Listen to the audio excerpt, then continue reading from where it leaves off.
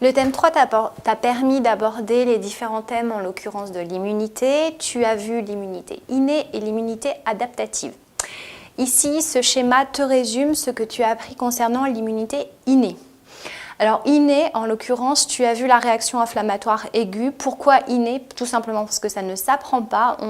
Dès ta naissance, lors d'une infection éventuelle, vont se mettre en place tout un ensemble de mécanismes qui vont être les premiers à, on va dire, neutraliser, voire détruire totalement l'élément pathogène.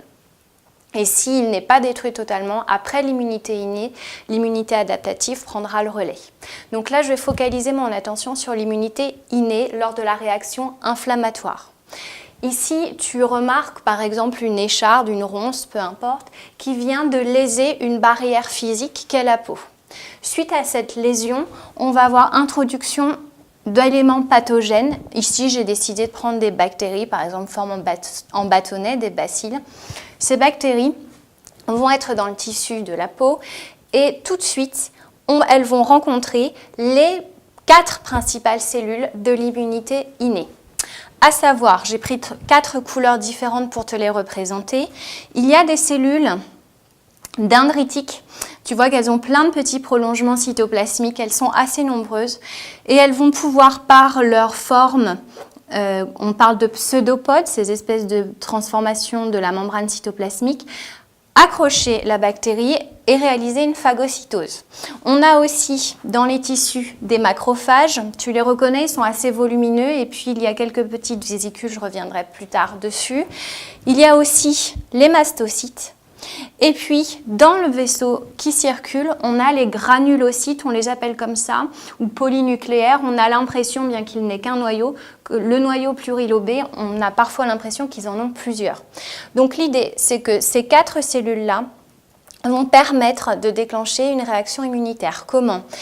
La cellule dendritique, par exemple, dès qu'elle a phagocyté la première bactérie, va se mettre à sécréter plein de médiateurs chimiques. Les médiateurs que tu as peut-être rencontrés sont les prostaglandines. Elle est capable aussi, cette cellule dendritique ou alors le macrophage, de produire des chimiokines ou encore un autre médiateur chimique que tu as peut-être rencontré, les histamines, essentiellement sécrétées par les mastocytes. L'idée, c'est que les prostaglandines, elles vont favoriser la dilatation du vaisseau sanguin et donc augmenter localement l'afflux sanguin et l'arrivée des cellules immunitaires. L'histamine va permettre aussi cette vasodilatation et la prostaglandine en particulier va venir stimuler les récepteurs à la douleur, on appelle ça les nocicepteurs. Et en l'occurrence, eh bien, quand tu as une réaction inflammatoire, tu as mal. Et c'est un signal aussi pour ton organisme pour soit retirer la main quand tu as l'écharde, enlever l'écharde, ou alors dans le cas d'une brûlure, retirer la main tout de suite. Enfin, les chimiokines que j'ai représentées ici, elles sont aussi des médiateurs chimiques et elles vont attirer vers le lieu de la lésion les cellules, par exemple les granulocytes qui se baladaient soit dans la lymphe, soit ici comme je l'ai représenté dans le vaisseau sanguin.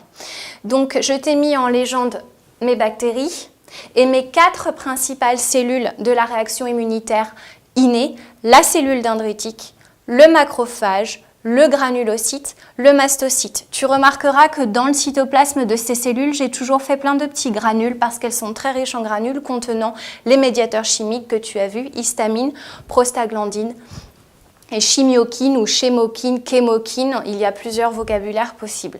J'ai mis aussi dans le vaisseau sanguin des globules rouges, mais ces globules rouges n'ont absolument n'interviennent pas dans la réaction immunitaire.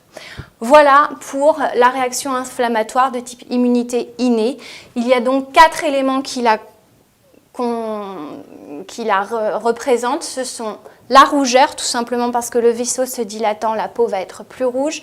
La chaleur due aux réactions immunitaires qui vont se produire rapidement. Le gonflement, le vaisseau se dilate. Et la douleur, parce qu'en l'occurrence, eh bien, ce gonflement-là va appuyer sur les nocicepteurs et entraîner une douleur.